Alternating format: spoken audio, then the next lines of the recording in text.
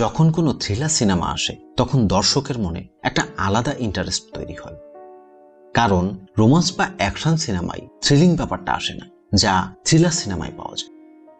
নেটফ্লিক্সে 2021 সালে এমনই এক রোমান্স মিস্ট্রি থ্রিলার সিনেমা এসেছিল যার নাম ছিল হাসিন দিলরুবা। এ মাসের 9 তারিখে তারই সিকুয়াল আসতে যাচ্ছে, ফির আই হাসিন দিলরুবা।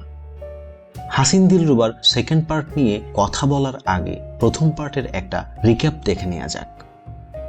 সিনেমার শুরু একটা ব্লাস্ট দিয়ে, যেখানে দেখা যায় ব্লাস্টের কারণে একটা হাত কবজির ওপর থেকে ছিঁড়ে জ্বলন্ত আগুনে পড়ছে, যাতে রানী নামের একটা ট্যাটু আঁকা আছে। সেই খবর পেয়ে পুলিশ আসে ঘটনাস্থলে।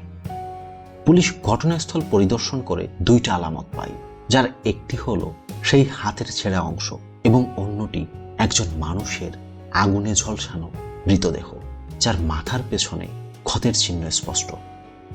এই ঘটনাকে কেন্দ্র করে পুলিশ রানীকে জিজ্ঞাসাবাদ শুরু করে, যেখান থেকে জানা যায় রানীর রহস্যময় জীবনের গল্প।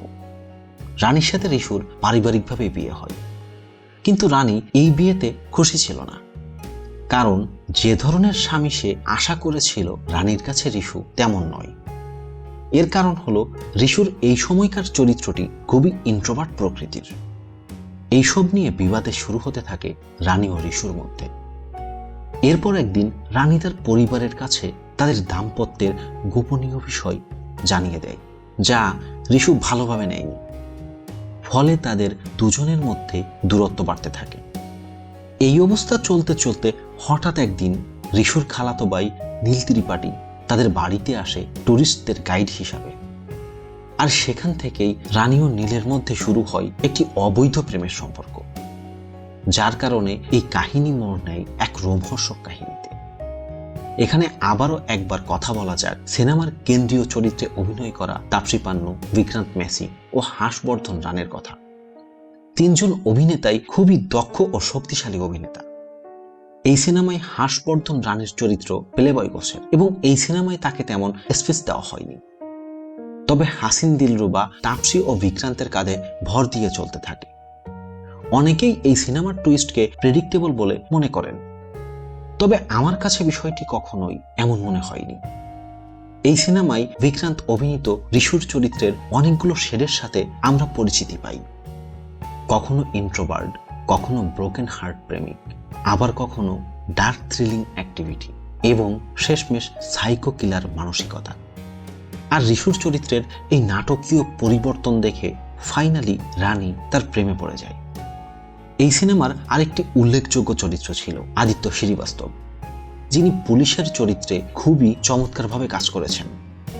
পুলিশের ধারণা হয় যে রানী ও তার প্রেমিক মিলে তার স্বামী ঋষুকে খুন করে দুর্ঘটনার নাটক সাজিয়েছে, কিন্তু প্রমাণের অভাবে রানীকে তারা গ্রেফতার করতে পারছে না।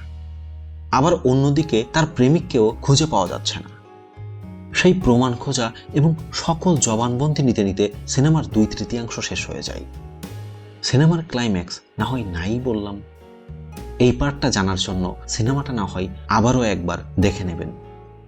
এই পার্টের দর্শকরা অনেকটা স্যাটিসফাইড হয় হ্যাপি এন্ডিং এর কারণে, কিন্তু দ্বিতীয় পার্টে অর্থাৎ ফির আই হাসিন দিলরুবাতে আপনি আবারও সেই সাসপেন্স দেখতে পাবেন।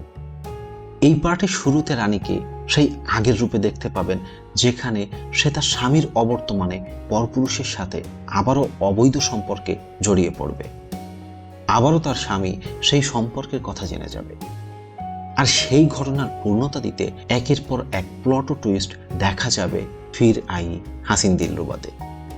তবে এবারের সিকুয়ালে আমরা উল্লেখযোগ্য একটা চরিত্র পাব, জিমি শেরগিল, যিনি নীলের চাচার ভূমিকায় অভিনয় করেছেন। জিমি শেরগিলের শক্তিশালী চরিত্র এই সিনেমাকে নিয়ে যাবে অন্য এক লেভেলে। এর সাথে আছে সানি কৌশল। সানির তেমন উল্লেখযোগ্য সিনেমা না থাকলেও এই সিনেমাতে আশা করা হচ্ছে তিনি খুবই ভালো করবেন। হাসিন দিলরুবাতে যেসব উইক পয়েন্ট ছিল, আশা করছি এই সিনেমায় সেটা আর থাকবে না। সবচেয়ে গুরুত্বপূর্ণ বিষয় হলো এবারও এই সিনেমাটার লেখক কণিকা ঢিলন, যিনি প্রথম পার্টও খুব সুন্দরভাবে লিখেছিলেন। তিনি এর আগেও ওম শান্তি ওম, রাওয়ান সিনেমার মতো ভালো ভালো সিনেমা দর্শকদের উপহার দিয়েছেন। তবে এই সিনেমাতে এবার ডিরেক্টরের পরিবর্তন আনা হয়েছে। জয়প্রদ দেশাই, যিনি মুখবিরের মতো ভালো মানের ওয়েব সিরিজ আমাদেরকে উপহার দিয়েছেন। এই সিনেমাতেও প্রথম পার্টের মতো একটা উল্লেখযোগ্য টার্নস থাকবে পণ্ডিতজি ও তার সেই উপন্যাস, যার লাইনের উপর ভর করে সিনেমার প্লটের নাটকীয় পরিবর্তন দেখতে পাবেন। সব মিলিয়ে ফির আই হাসিন দিলরুবা সিনেমায় আমরা খুবই ভালো টুইস্ট ও টার্নস দেখতে পাবো এবং দেখতে পাবো এমন এক রহস্যময়ী নারী চরিত্রের যে বারবার প্রেমে পড়ে, আর তার প্রেমের চড়া মূল্য দিতে হয় প্রেমিককে তার জীবন দিয়ে।